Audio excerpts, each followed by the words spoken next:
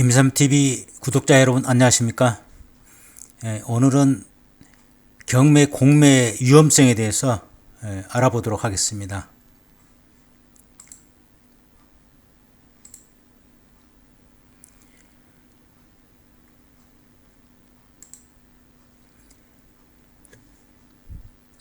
네, 첫 번째 사례는 공매를 했는데 잔금을 납부하지 못해 가지고 154억이 몰치당한 사례가 되겠습니다.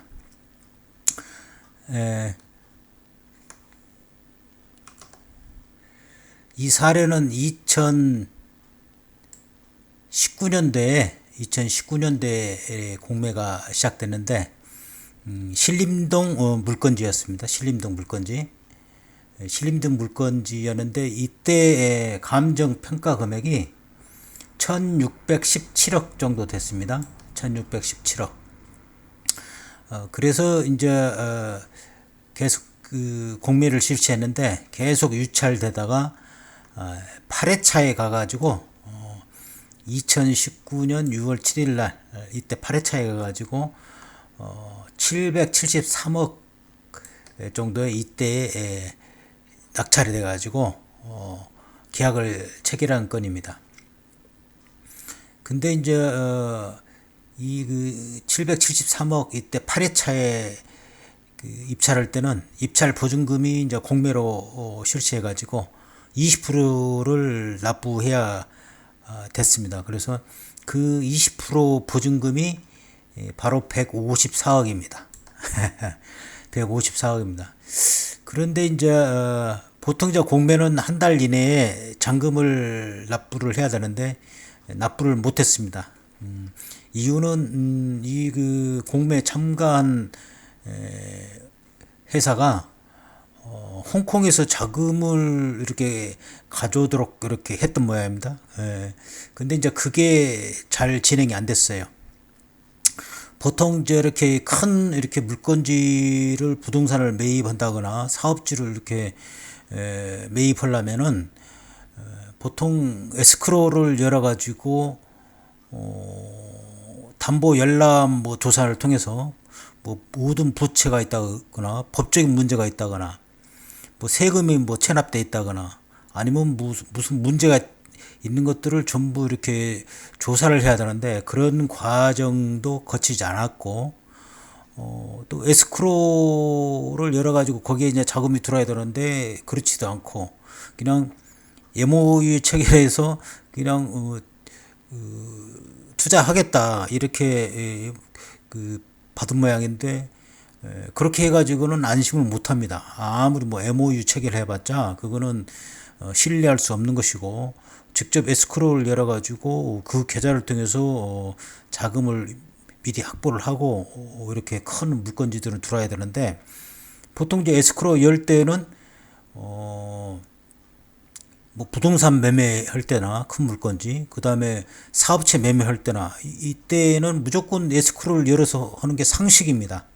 근데 이제 어떤 경험이나 노하우가 부족하고 그래서 이제 아마 그랬던 것 같습니다. 그래서 이제 원래는 한 달 이내에 잔금을 납부를 해야 되는데 그게 이제 잔금을 납부하지 못하니까 뭐 한 달 또 연기를 해줬어요. 신탁사가 한 달 연기를 해줬는데 그럼에도 불구하고 자금이 이렇게 잔금을 못 내니까 계약 해지를 했습니다. 그리고 계약을 해지하면서 154억을 몰치를 한 사례가 되겠습니다. 아마도 그 대한민국에서 이렇게 크게 그 입찰 보증금이 몰치된 사례는 아마 없을 겁니다. 이렇게 큰 건으로.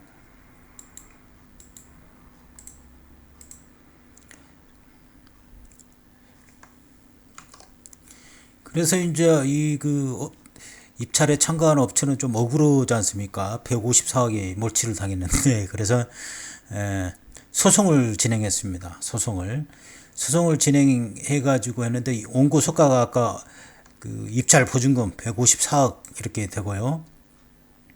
그 다음에 이제 인지액만도 1억 6천 얼마나 지금 낭비입니까? 시간 낭비, 어떤 그 착오로 인한 어떤 또 자금 계획을 확실히 세우지 못한 그런 실수 때문에 이거 지금 그 회사는 아주 크게 힘들었겠습니다. 근데 이제 그 소송을 진행했는데 1심 결과는 원고 일부 승을 냈습니다. 154억 중에 한 60억 정도를 반환해라. 그러니까 여러 가지 그 사정을 감안하고 또 공매를 실시한 신탁사의 어떤 잘못된 부분은 뭐 여러 가지 이렇게 인정이 된 모양이죠. 약간 100% 인정이 안 되고 그래서 60억 정도를 이렇게 받아가고 했는데 그래도 억울해서 이거 아니다 100% 돌려달라 이렇게 하고 했는데 고등법원에서도 마찬가지로 항소 기각 그 다음에 또 억울해서 또 대법원까지 갔는데 대법원에서도 상고 기각 그래서 뭐 60억 정도 반환받는 걸로 해가지고 확정이 됐는데 얼마나 시간 낭비 돈 낭비 뭐 이렇게 회사로서도 큰 좀 회사 전체가 좀 흔들리지 않겠습니까? 한순간의 그 잘못으로 또 자금 계획을 확실히 확보하지 못한 것으로 해서 이렇게 큰 어떤 낭피를 당했는데 우리 그 구독자 여러분께서는 아마 이렇게 큰 물건지에 아마 이렇게 들어갈 경우가 있다면은 미리 확실하게 자금 계획을 확실히 세워가지고 이런 예기치 못한 일을 겪지 않도록 하시기 바랍니다.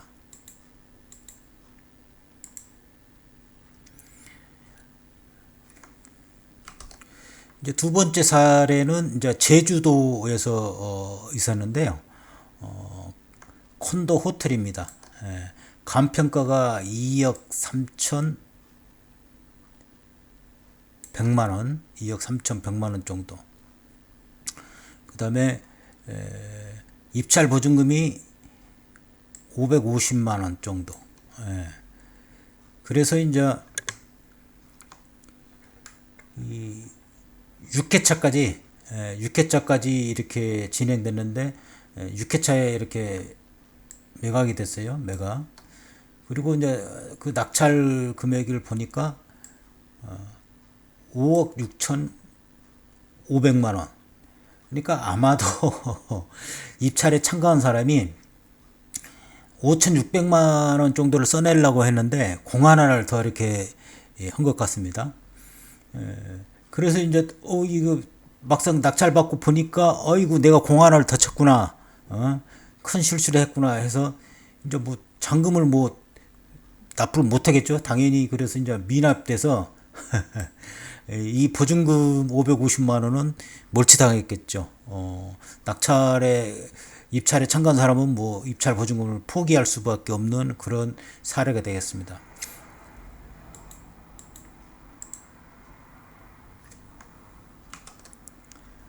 그 다음에 이제 또 다른 사례는 또 제주도에서 있었는데 오피스텔입니다. 오피스텔.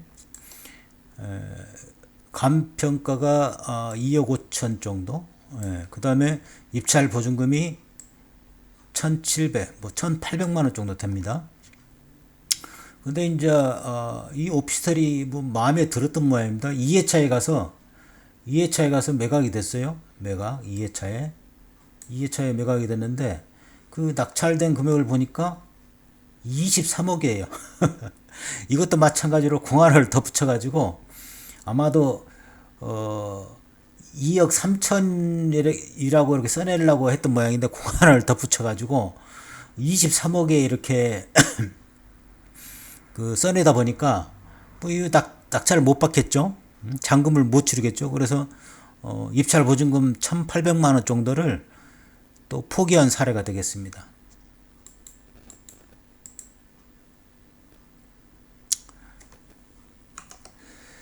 다음 사례는 이제 부산에서 있었는데 다세대 빌라입니다. 다세대 빌라. 간평가가 6 6,800만 원 정도, 간평가가 6,800만 원 정도. 입찰 보증금이 540만 원. 이 다세대도 이제 마음에 들었던 모양입니다. 마음에 들어서 2회차에 가서 매각이 됐어요. 2회차에 80%에서 2회차에서 낙찰된 금액이 5,610만 원. 뭐 지금 겉으로 봐서는 83%뭐 정상적으로 이렇게 좀 된 것으로 보이지 않습니까? 근데 이제 미납됐어요. 미납 보니까 또 이것도 뭔 사연이 있겠죠? 네. 자, 이것도 보니까 이거는 이제 그 다세대가 항상 문제가 있습니다. 옛날에 그 다세대 지어가지고 이 건축업자들이 등기를 하는데 그 현장의 층호수하고 등기하는 층호수하고 달리 등기하는 경우가 많이 있었어요. 이 지금 입찰에 참가한 사람도 원래는 403호를 이렇게 원했던 모양인데 403호가 그 현장에 가보니까 현재 칭하는 호수는 405호예요. 틀리다 이 말이죠. 우리 낙찰자가 원했던 호수가 아니라 이 말이죠. 보니까 그 건축물 현황들을 보니까 3호라인 2층, 3층, 4층, 5층 이 3호라인은 이 도면이 이런 도면이고 그 다음에 5호라인 이 5호라인은 도면이 보니까 이런 직사각형 형태예요. 이런 직사각형 형태고 이런 정사각형 형태고.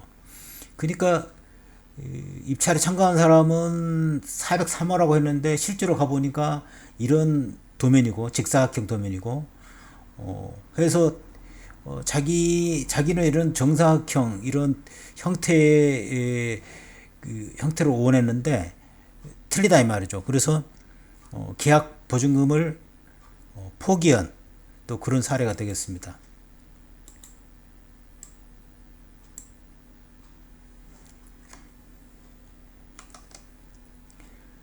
이번에도 이제 그 부산인데 부산 오피스텔입니다. 오피스텔. 간평가가 1억 4,700. 그다음에 입찰 보증금이 610만 원 정도. 그래서 이제 이거는 좀 권리 관계가 복잡했던 것 같습니다. 그래서 8회차까지 가가지고 8회차에 매각이 됐어요. 근데 이제 낙찰된 금액을 보니까 22% 3,200만 원 정도의 낙찰이 됐어요. 이 겉으로 보기로는 지금 감평가가 1억 4천 정도고 낙찰가가 3,200만 원. 뭐 이 정도면 22% 아주 잘 받은 거 아니겠습니까? 이 겉으로 봐서는. 근데 이제 보니까 미납이 됐어요. 미납. 근데 또 사연이 또 이것도 있겠죠? 예. 또 사연을 보니까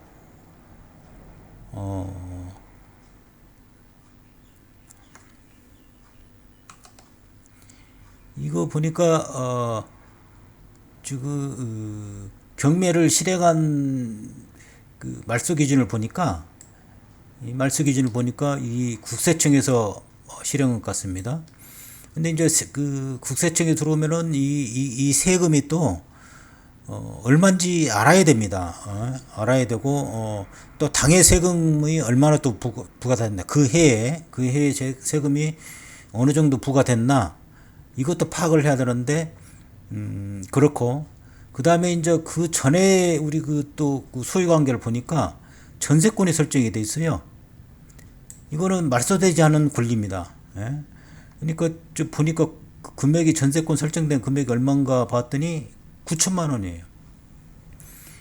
그러면은 지금 아까 그 1억 4천의 감평가가 되는데 지금 미국 겉으로 지금 드러난 것은 9천만 원을 좀 인수해야 한다는 지금 뜻이 되잖아요. 3,200만 원 정도의 낙찰을 했는데 이 세금이 얼마인지 모르잖아요. 좀 만약에 3천만 원 넘어가면은 이 세금부터 배당이 되니까 다 없어지고 무조건 이 9천만 원을 인수를 해야 되잖아요. 그러면 3천만 원, 3,200에다가 9천 원 합치면은 얼마입니까? 1억 2천 원 아닙니까? 그러면 간평가가 1억 4천인데 원래 간평가는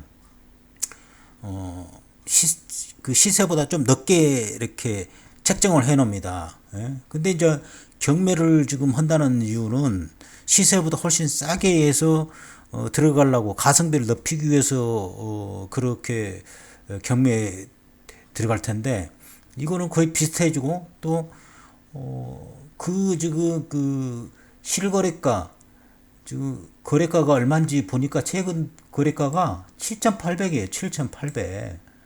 예? 매매가가 보통 뭐 8천에서 1억에 지금 형성돼 있고 예? 여기 지금 막 8천에 팔겠다고 이렇게 나오는데 그냥 사도 8천인데 지금 이 9천에 그 전세자금을 물어줘야 되고 세금까지 또 물어줘야 되고 이런 상황이 되지 않습니까?